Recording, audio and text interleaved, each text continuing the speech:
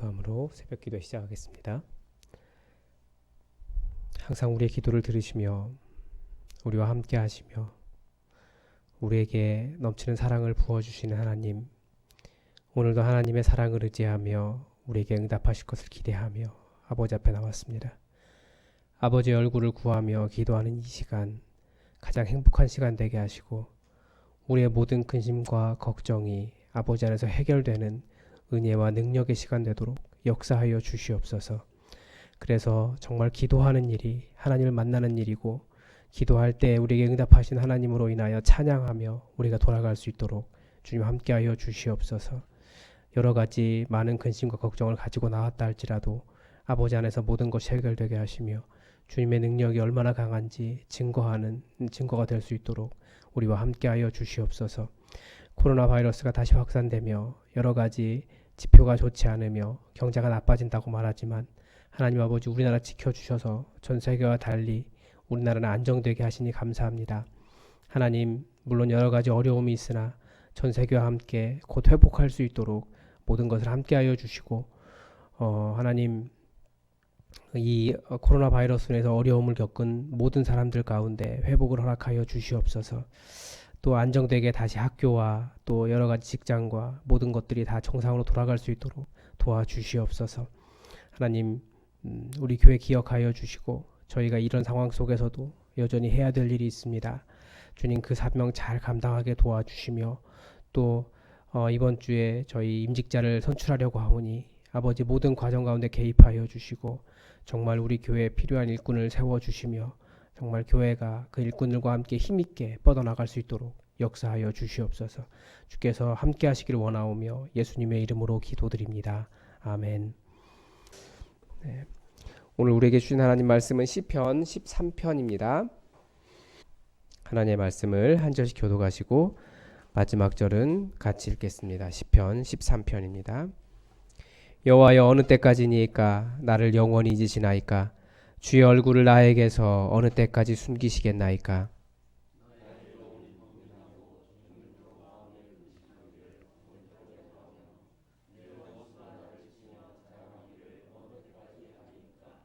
여호와 내 하나님이여, 나를 생각하사 응답하시고 나의 눈을 밝히소서. 두렵건대 내가 사망의 잠을 잘까 하오며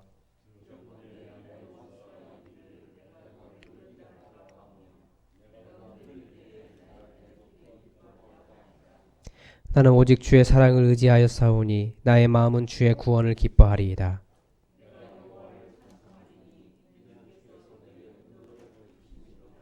아멘. 오늘 13편입니다. 여러분은 시를 써보신 적이 있으십니까? 우리가 시라는 것을 이해해야 되는데, 시는 어떤 정해진 틀, 분석의 틀을 가지고 있겠지만 그것보다도 시는 시인의 감정을 느끼는 문학이라고 저는 정의를 합니다. 즉, 어떤 논리적인 정보 전달이 아니라 시인이 경험하고 있는 상황 속에 들어가서 시인처럼 감정적으로, 그러니까 마음으로 느끼는 문학입니다. 그렇기 때문에 우리는 시편을 읽으면서 시인의 상황을 유추해보고 또 우리가 시인과 같은 감정을 느끼는 경우에 그런 시를 적용해 볼 수 있습니다. 1절은 그렇게 시작합니다. 여호와여, 어느 때까지니까? 나를 영원히 잊으시나이까? 주의 얼굴을 나에게서 어느 때까지 숨기시겠나이까? 이 표현에서 읽을 수 있는 시인의 상황은 무엇이겠습니까? 그러니까 아무리 기도해도 또 기도하고 또 기도해도 아무리 하나님의 역사가 일어나기를 기다려도 변화가 없을 때입니다. 어떤 경우가 그런 경우이겠습니까? 저는 이런 기도가 있었습니다. 그렇게 불과 1년 전까지만 해도 그랬습니다. 정말 저는 안 되는 줄 알았거든요. 그러니까 아무리 이력서를 넣어도 최종도 가고 다 되는데 이상하게 안 되는 거예요. 심지어 담임 목사로 부른 교회도 있었습니다. 청빙이 된 교회도 있었는데 제 청빙을 취소하더니 지금은 결국은 그 교회 원로 목사의 아들이 담임을 하고 있습니다. 세습됐다는 얘기죠. 결국 예수품안교회에 왔기 때문에 안 되는 데는 이유가 있다라고 하면서 지금 굉장히 큰 간증을 하고 자랑을 하고 있지만, 사실은 그 상황 속에서는 매우 답답하고 하나님께서 반드시 응답해 주실 거야, 언제까지 이렇게 되겠어라는 것을 믿고 또 알고 있으면서도 하나님은 왜 침묵하고 계시지? 그런 질문을 많이 했습니다. 그런데 이 시를 읽어볼수록 그런 정도의 상황이 아니에요. 훨씬 더 심각하다는 것을 알 수 있습니다. 2절에서는 자신의 영혼이 번민하고 종일토록 마음에 근심하고 있다라고 말합니다.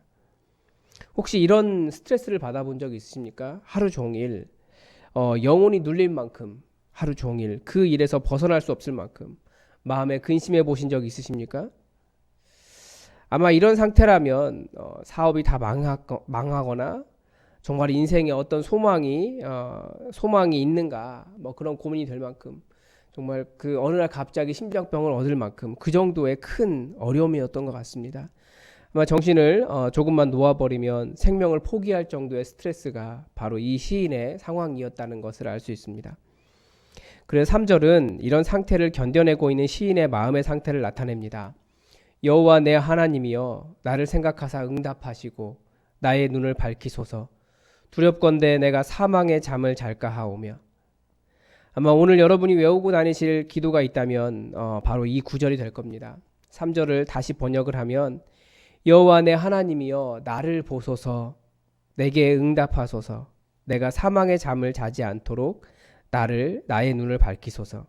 이 나를 생각하사 이게 이 가장 기본적인 의미가 나를 바라보았기 때문에 나를 바라보면서 깊이 생각해 주십시오. 이런 의미입니다. 그래서 그냥 가장 기본적인 의미로 나를 보소서, 내게 응답하소서, 내가 사망의 잠을 자지 않도록 나의 눈을 밝히소서 이렇게 번역했습니다. 전통적으로 이 시편 13편은 이 시인을 괴롭힌 문제가 질병이라고 이야기합니다. 그래서 죽음에 이르는 병에 대한 해석, 뭐 그런 식으로 해석을 하고 있는데 죽을 것 같은 질병을 이 시에 대입해 보면 정말 잘 들어맞습니다. 이것도 맞는 말입니다. 그러나 꼭 질병뿐 아니라 다른 사회적인 이슈에도 적용해 볼 수 있습니다. 최근 우리 사회를 시끄럽게 하는 이슈가 몇 가지가 있죠. 수습될 뻔했던 코로나19 바이러스 사태도 그렇고 이 바이러스가 다시 살아난 건지 아니면 바이러스 같은 인간들이 다시 살아난 건지 이 죽어가는 바이러스를 전국에 다시 퍼친 사람들 뭐 그런 이슈도 있고요. 또 서울의 아파트 경비원 분의 안타까운 죽음이 있습니다. 그분을 생각할 때 참 그분의 얼마나 그 영혼이 번민하고 그 마음의 근심이 가득했기에 그분이 그렇게 선택을 하셨을까? 그런 분이 어디 있을까? 그런 생각이 듭니다. 그러고 보면 영혼이 그렇게 번민하고 또 마음에 근심이 가득해지는 건 이상하게 가해자보다는 주로 피해자, 사기를 친 사람보다는 주로 사기를 당한 사람, 그런 사람이 억울하고 우리 같은 경우는 교회를 교회 아니게 만든 사람보다는 교회를 교회답게 세워보려고 좌절한 사람이 훨씬 더 마음이 더 그렇게 눌리고 아픕니다. 우리나라의 법 현실 속에서 뭐 그런 일이 많죠. 성폭행을 당한 여중생은 자살을 시도하고 반대로 가해 청소년들은 이리저리 법망을 피해가는 뭐 그런 것을 볼 때도 약한 사람, 당한 사람, 어디에도 도움을 받을 수 없는 사람 더욱더 변민하고 마음에 근심이 가득하고 사망의 잠을 잘까 두려운 것이 분명히 우리의 현실입니다. 그만큼 이 세상에는 그런 사람들의 억울함을 풀어줄 만한 정의가 별로 없습니다. 그런데 어떻게 하면 그런 사람들도 살 수 있을까요? 시인도 이 땅에 그런 정의를 기대하기가 쉽지 않다는 것을 말하고 있습니다. 만약에 그런 정의를 기대할 수 있었다면 아마 사회적인 정의에 의지해서 그런 자신의 문제를 해결하려고 했을 것입니다. 그런데 극단적인 선택을 하신 경비원 그분을 보면서 그분이 사셨으면 그래도 우리 사회 속에서 어떤 정의를 기대해 볼 수 있지 않았을까 하는 안타까움도 있기는 합니다. 그런 극도의 스트레스, 본문이 말하는 것처럼 영혼의 번민과 마음의 근심을 이겨낼 수 있는 길이 하나 있습니다. 3절에서 시인이 하나님께 기도하며 구한 한 가지입니다. 그게 뭐냐면 나의 눈을 밝히소서입니다. 개인적으로 아무리 힘들어도 뭐 그분이 너무 힘드셨기 때문에 이게 쉽지 않은 말이긴 한데 그래도 말하자면 개인적으로 아무리 힘들어도 일어설 수 있는 방법은 그 번민하는 영혼의 숨구멍 같은 한마디 말을 떠올리는 겁니다. 제가 우울증을 그 한마디 말이 무엇인지 한번 생각해 보면, 제가 우울증을 걸린 사람을 만나본 적이 있습니다. 정말 뭐 상황이 나빠서 우울증에 걸리는 것이 아니더라고요. 그 우울증은 정말 영혼을 번민하게 하고 영혼의 덫과 같아요. 무슨 말을 해도 뭐 어떤 희망을 전혀 갖지 못하고 뭐 그렇습니다. 또 상담도 많이 해보셨기 때문에 자신의 상태를 이미 잘 알아요. 자신의 상태에서도 말할 수 있고 또 말로는 이미 모든 정답을 다 알고 있었습니다. 그런데 말 한마디, 정말 희망을 담아낼 수 있는 말 한마디가 필요한데 다 알고 있기 때문에 모든 말이 희망이 되지 않더라고요. 그리고 여러 가지 그래서 세상은 희망을 담아낼 수 있는 한마디를 주기 위해서 뭐 좋은 말도 하고 상담도 배우고 뭐 강의도 듣고 좋은 책도 읽습니다. 그런데 그런 모든 것들은 귀에는 좋지만 잠깐의 내 마음을 어떻게 추스릴 수 있는 힘은 있지만 어떤 실체가 그렇게 많지 않아요. 그런데 정말 삶을 바꿀 수 있는 능력 있는 희망의 한마디가 있다면 오늘 본문이 가르쳐주는 여호와 내 하나님이여, 이 한마디입니다. 이 한마디는 무엇을 담고 있습니까? 살아계신 하나님, 그분이 나의 하나님이시기에 나를 도우시고 지금의 상황을 역전시키시고 새로운 일을 일으킬 수 있다는 기도가 되고, 내 하나님 여호와께서 행하실 일을 기대하게 되고 그 일을 기다리며 견딜 수 있게 하는 힘이 됩니다. 그리고 하나님은 반드시 우리의 기도대로 내 영혼을 짓누르고 있는 모든 상황을 뒤집는 새로운 일을 이루시기 때문입니다. 사람에게는 실패가 있어요. 실패라고 생각하면 말로 표현할 수 없이 힘들죠. 승승장구하는 사람도 그렇게 많지 않습니다. 또 우리 인생을 돌아보면 우리 인생은 어릴 때부터 사실 실패를 통해서 배워왔어요. 일어서는 것도 넘어지면서 배워왔고, 말도 틀려가면서 배워왔고, 관계도 계속해서 힘들어가면서 배워왔습니다. 시간이 지나면서 그 시대마다 계속해서 실패하면서 우리는 무엇을 배워와요. 근데 그만큼 아파하면서 배웁니다. 문제는 어떻게 회복하느냐 이거죠.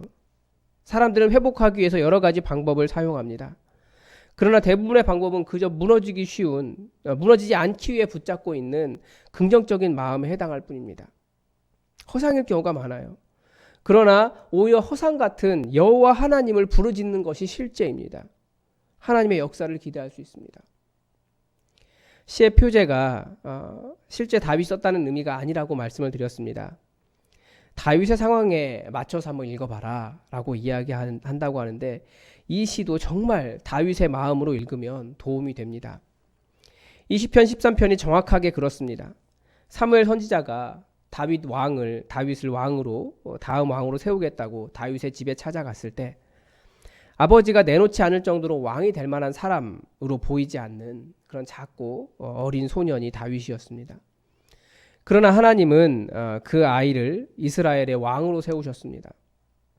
그런데 이스라엘의 왕이 될 때까지 몇 살 때 기름 부음 받았는지를 모르기 때문에 잘 알지 못하는데 20여 년을 적국인 블레셋 땅에 가서 죽지 않기 위해서 침 이렇게 흘리면서 미친 짓을 해야 했고, 또 광야에서 장인인 사울 왕을 피해서 이리저리 도망 다녀야 했습니다. 자신이 지켜주던 마을 사람들이 자신을 사울에게 고발해서 죽을 뻔도 했고, 또 그렇게 왕이 되는 길은 매우 험난했습니다. 그러나 그는 하나님을 의지하는 마음을 단 한순간도 버리지 않았습니다.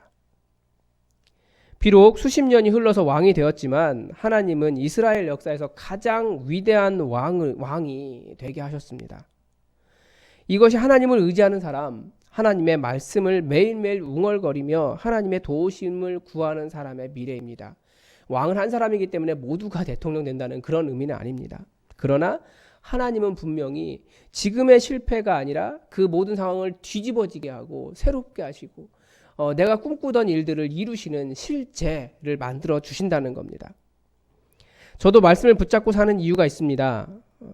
사실 제게는 인간적인 희망은 그렇게 많지 않아요. 그러나 힘들다고 하나님 붙잡고 그렇게 살아왔는데 돌아보고 나니까 지금 보니까 저는 정말 많은 것을 누리고 많은 것을 가졌고 하나님께 저를 굉장히 많이 붙잡아 주셨다는 것을 정말 많이 느낍니다. 기도할 때는 힘들었어요. 물론 지금도 걸어가는 길이 힘들 수 있어요. 그러나 분명히 하나님께서 변화시키실 미래가 있다는 것을 확신할 수 있는 겁니다. 여러분, 오늘 하루도 이 말씀을 잊지 마시고 모든 일마다 하나님의 말씀을 묵상하십시오. 묵상이 무엇이라고 말씀드렸습니까? 웅얼웅얼웅얼하고 중얼중얼중얼하고 그르렁그르렁그르렁 하는 거라고 말씀드렸습니다. 그러니까 말씀을 붙잡고 살아가는 겁니다. 여호와 내 하나님이여 나를 바라보시고 나를 생각하사 나에게 응답해 주십시오. 나의 눈을 밝혀주세요. 제가 지금을 이겨갈 수 있는 정말 말씀의 그 한마디를 제게 들려주십시오. 그것이 어렵다면 여호와 내 하나님이여, 거기에 모든 기도가 담겨 있습니다. 이 말씀대로, 이 기도대로 하나님의 역사가 이루어집니다. 이것이 말씀의 능력입니다. 다윗뿐만 아니라 성경에 나와 있는 모든 인물들이 다 그렇습니다. 뒤집어지는 역사가 있습니다. 그래서 우리도 다윗처럼 시간이 지난 후에 나는 가난하였고 나는 실패하였었고 나는 희망이 없었고 나는 능력도 없었고 나는 미래가 없는 듯 하였으나 내 하나님 여호와를 나의 희망으로 나의 미래로 내가 나의 능력으로 붙잡았을 때 그렇게 다윗처럼 말씀을 의지하였고 말씀대로 하나님을 의지하였더니 여호와께서 내 하나님이 되셨고 내게 응답하셨다고 고백할 수 있는 그런 날이 여러분에게 있기를 바랍니다. 오늘도 하나님 붙잡고 열심히 기도하시며 그것을 입에서 떠나지 않도록 하시기 바랍니다. 기도하겠습니다. 하나님, 오늘 말씀 속에서 우리가 붙잡아야 될 또 한마디의 말씀을 주님 우리가 깨닫습니다. 우리는 어릴 때부터 여러 가지 실패를 경험하였고 또 계속해서 실패하는 인생을 통하여 또 새로운 것을 깨닫고 어떻게 살아야 할지를 알게 됩니다. 하나님, 그러나 그 실패가 너무 커서 혹시나 마음에 영혼이 번민하고 또 우리 마음에 너무나 눌려서 근심하며 정말 사망의 잠을 잘까 두려운 그런 상황 가운데 있습니까? 하나님, 여호와 하나님, 내 하나님, 그 한마디가 힘이 되게 하시고 나를 보시며 나를 생각하시며 내 기도에 응답하신 하나님 알게 하시고 정말 이 때를 살아갈 수 있는, 주님 이겨낼 수 있는 넉넉한 말씀의 한마디를 우리 눈에 보여 주시옵소서. 아버지, 오늘도 주의 말씀 붙잡고 기도하며 사는 하루 그 모든 순간순간이 능력과 역사가 되게 하여 주시고 지금은 너무나 큰 스트레스와 어려움을 가는다 할지라도 주님 결국은 하나님께서 여시는 미래로 인하여 힘있게 살게 하시며 귀한 믿음에 간증할 수 있도록 우리 인생을 변화시켜 주시고 우리와 동행하여 주시옵소서. 어떤 상황 속에서라도 하나님께서 우리를 떠나지 않으심을 주님 믿음으로 바라보며 더욱더 주님 의지하게 하여 주시옵소서. 주님, 우리의 기도 가운데 함께 하시기를 간절히 원하오며 예수님의 이름으로 기도드립니다. 아멘. 우리 교회의 공동의 기도 제목 가지고 함께 기도해 주시기 바랍니다. 아직도 코로나 바이러스 사태가 끝나지 않은 것 같아요. 완전하게 종식될 수 있도록 전 세계의 모든 사태가 종식될 수 있도록 여러분 기도해 주시기 바랍니다. 이 상황 가운데 어려움을 겪는 사람들이 있습니다. 그분들 잘 이겨낼 수 있게 해달라고, 속히 해결될 수 있도록 해달라고 기도합시다. 그리고 다시는 교회 문을 닫는 일이 발생하지 않도록 여러분 기도해 주셔야 됩니다. 지금 상황은 또 그럴 가능성도 있습니다. 우리가 기도하면서 하나님 교회 문 닫지 않게 해주십시오. 우리의 예배가 끊어지지 않게 해주십시오. 더 많은 사람들이 이곳에서 주님의 은혜를 나눌 수 있게 여러분 기도해 주시고, 그리고 이번 주에 있는 임직자 선거를 위해서 장로님 3분, 집사님 3분, 권사님 10분 선거가 순조롭게 잘 진행될 수 있도록 여러분 기도해 주시기 바랍니다. 우리 다 함께 기도하겠습니다.